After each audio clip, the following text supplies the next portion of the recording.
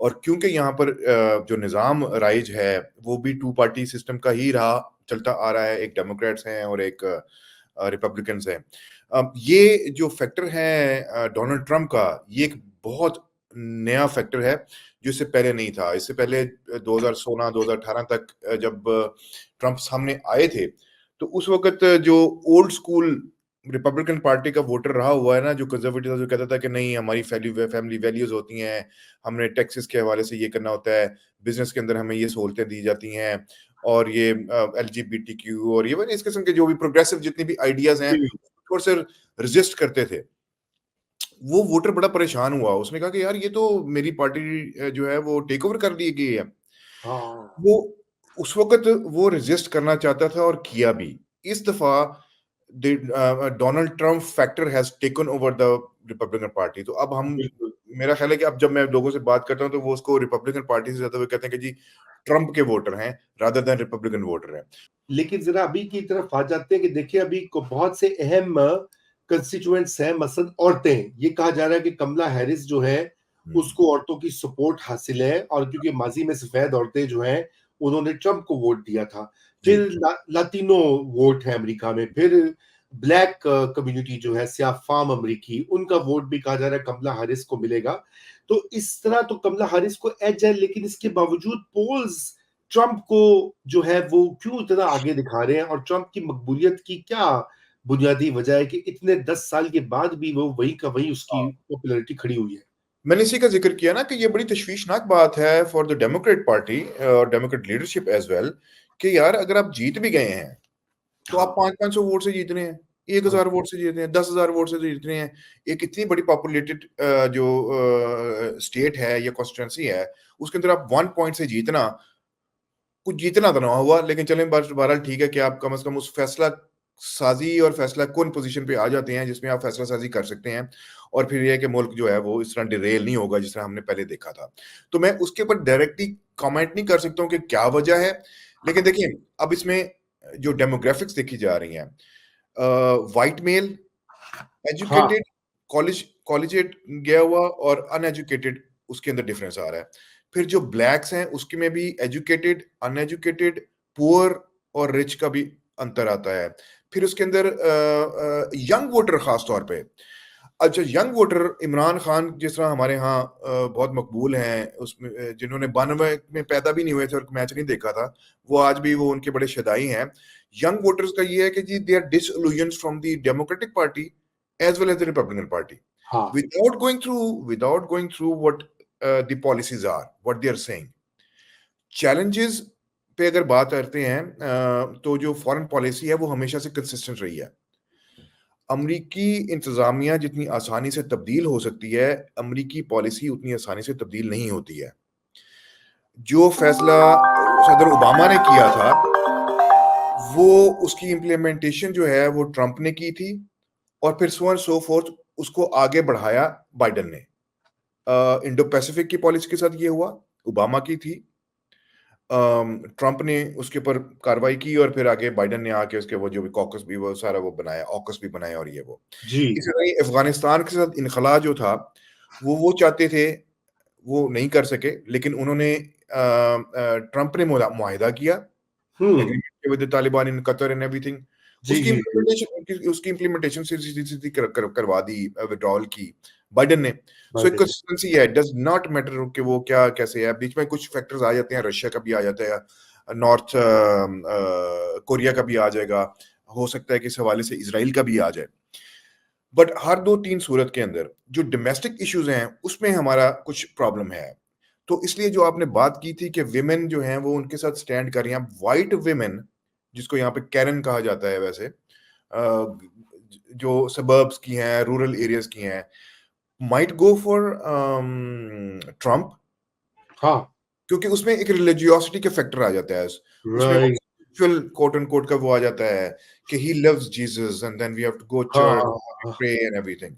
उसका किसी और जो रियलिटी है, मतलब है कि इन्फ्लेशन कितनी हो रही है, कैसे हो रही है, उससे कोई ताल्लुक नहीं है।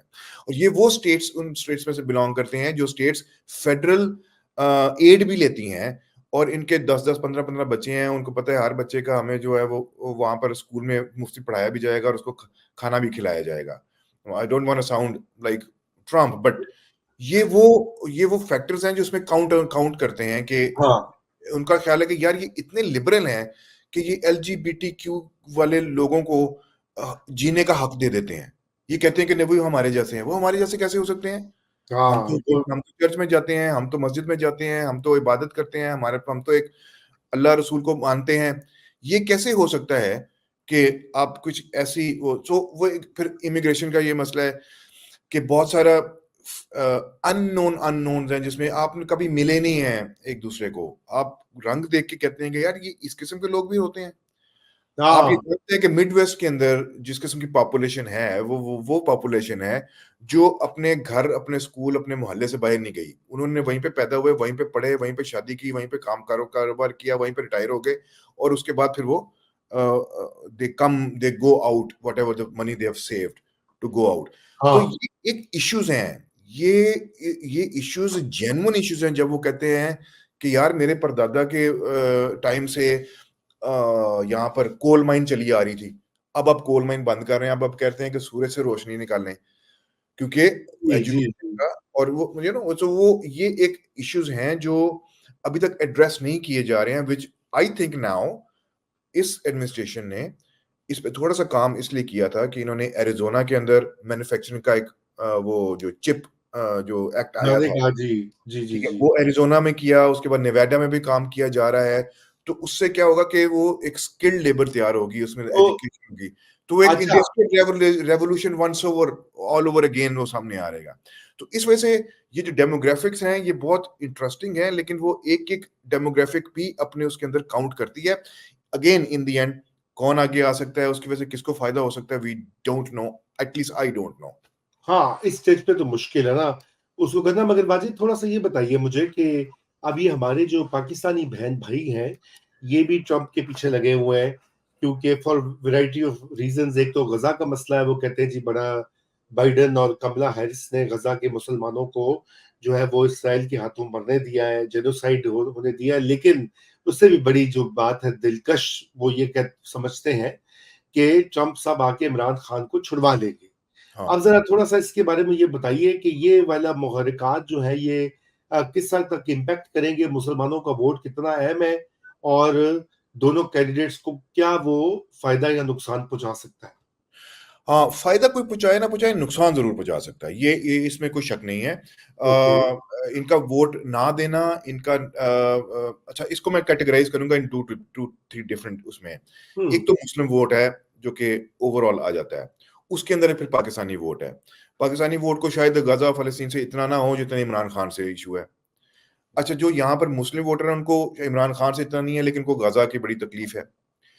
विदाउट अंडरस्टैंडिंग और नहीं एक्चुअली एक्चुअली अंडरस्टैंडिंग मेरी, क्योंकि जिनसे मेरी जितनी भी मुस्लिम इस किस्म के वोटर से बात हुई है और खास तौर पे जो मिशिगन का जो वोटर है जिसने फ्लिप कर देना है दिस वे और दैट वे, उनका इनका इशू ये है कि देखें जी, इनको असला दिया जा रहा है और इनको और इसको फौरी तौर पर रोक देना चाहिए और सारा कुछ मतलब इसराइल को फौरन बायकॉट कर देना चाहिए। बेसिकली इनका वो ये है, without understanding, again sorry, actually understanding कि अगर ट्रंप आ जाएगा तो वो फ्री हैंड दे देगा। वो ओपनली कह चुके हैं कि फिनिश द जॉब, हाँ, and the job.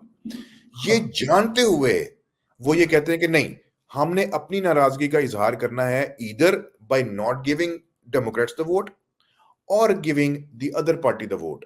Other party का वोट का मतलब एक्चुअली ट्रंप को देना ही हुआ ना, जी, मतलब अगर उसके साथ आप देख लें तो आप कितने प्रो पैलेस्टाइनियन हैं या उनके के लिए आप कर रहे हैं कि आपको ये कबूल है कि ट्रंप आकर वो सारा कुछ उनको कारपेट बॉम्बिंग का और एकदम फिनिश द जॉब का हुक्म दे दे, वो ठीक है।